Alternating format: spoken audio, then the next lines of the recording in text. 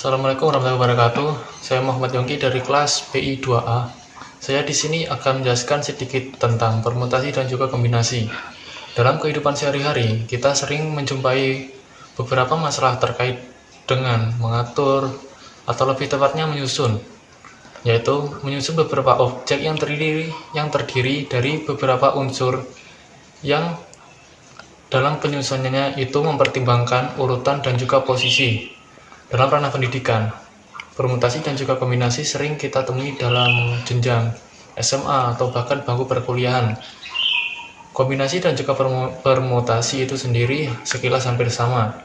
Namun, jika kita lebih mendalami, antara permutasi dan juga kombinasi itu memiliki perbedaan.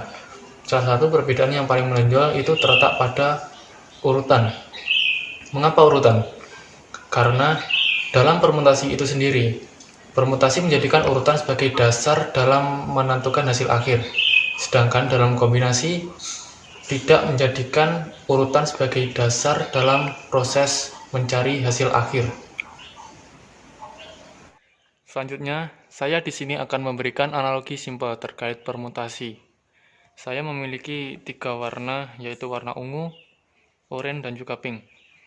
Saya selanjutnya akan menyusun ketiga warna tersebut menjadi warna ungu menjadi warna yang pertama, warna oranye menjadi warna yang kedua, dan warna pink menjadi warna yang ketiga.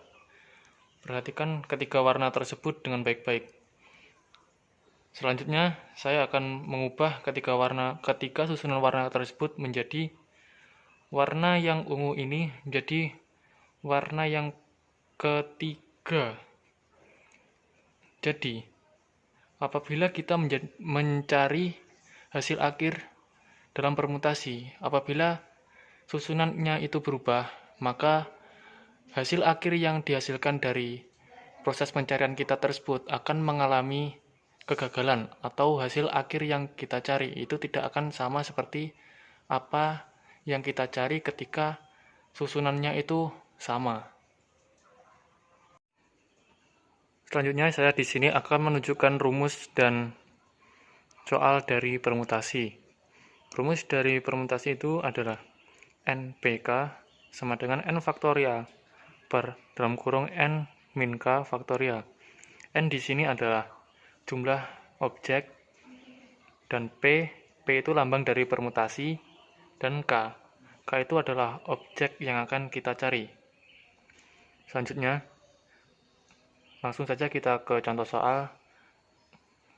Dari 8 orang calon termasuk Joko akan dipilih 4 orang sebagai pengurus kelas, yaitu sebagai bendahara, ketua, wakil ketua, sekretaris. Banyak susunan pengurus kelas yang mungkin terjadi jika Joko harus menjadi ketua kelas adalah: ada 8 calon pengurus ketua kelas. Ketua kelas sudah ditentukan adalah Joko. Ini berarti sisa 3 pengurus kelas yang dapat dipilih dari 7 orang anggota calon pengurus. Misalkan 7 calon pengurus. Misalkan 7 calon pengurus yang akan dipilih adalah A, B, C, D, E, F, dan G. Urutan susunan pengurus adalah A, B, C, A, C, B, dan B, A, C. Ketiganya berbeda. Ini berarti susunan pengurus memperhatikan urutan sehingga menentukan banyaknya susunan pengurus kelas merupakan permasalahan permutasi. Banyak susunan pengurus kelas yang mungkin. Langsung saja kita masukkan ke rumusnya, yaitu permutasi 7 permutasi 3 sama dengan 7 faktorial per 7 min 3 faktorial sama dengan 7 kali 6 kali 5 kali 4 faktorial. per 4 faktorial. Dikarenakan di sini ada yang sama, maka kita coret. Selanjutnya adalah 7 kali 6 kali 5 sama dengan 210. Jadi, jika Joko harus menjadi ketua kelas, pengurus kelas yang mungkin terjadi adalah banyaknya susunan pengurus kelas yang mungkin terjadi adalah 210 susunan. Itu adalah contoh dari permutasi. Saya di sini akan menggunakan analogi simpel terkait tentang materi kombinasi. Kali ini saya akan menggunakan, mungkin barang ini sering kali kita temui dalam kehidupan sehari-hari. Betul, kopi. Kali ini saya akan memasukkan kopi tersebut dengan gula yang terlebih dahulu di gelas yang satu ini. Lalu kita masukkan kopinya. Setelah itu, wadah yang selanjutnya kita masukkan kopinya terlebih dahulu.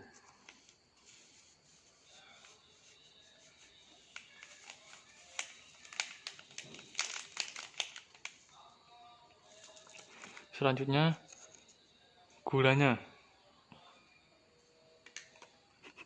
Sebelum kita melangkah ke contoh soal, dari analogi yang sudah saya gambarkan tadi, dapat ditarik sebuah kesimpulan bahwasanya dalam pembuatan kopi tersebut, bagaimanapun langkahnya, hasil akhir yang diciptakan tetaplah sama.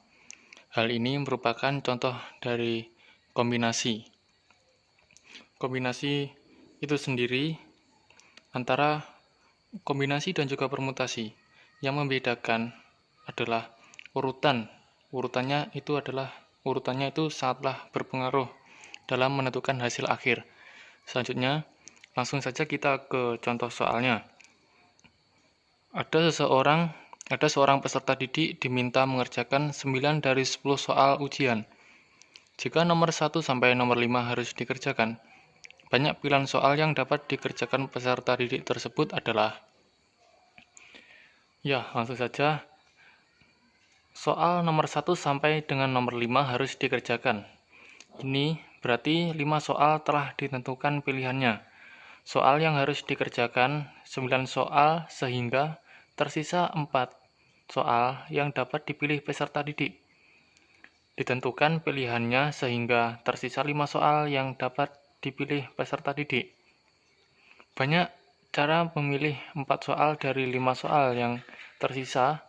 Langsung saja kita ke rumusnya, yaitu 5 kombinasi 4 sama dengan 5 faktorial per 5 per 4 dikali 4 faktorial sama dengan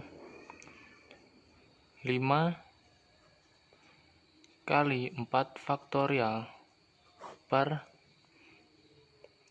1 faktorial kali 4 faktorial. Jawabannya adalah 5. Jadi, banyak pilihan soal yang dapat dikerjakan peserta didik tersebut adalah 5.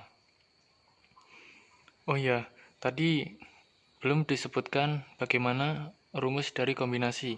Rumus dari kombinasi itu sendiri adalah N JK sama dengan N faktorial per dalam kurung N min K faktorial dikali K. N di sini adalah jumlah dari objek. K merupakan lambang dari kombinasi, sedangkan C merupakan lambang dari kombinasi, sedangkan K adalah banyaknya objek yang akan kita cari. Cukup sekian dari apa yang saya sampaikan tadi. Apabila ada kurang lebihnya mohon maaf. Assalamualaikum warahmatullahi wabarakatuh.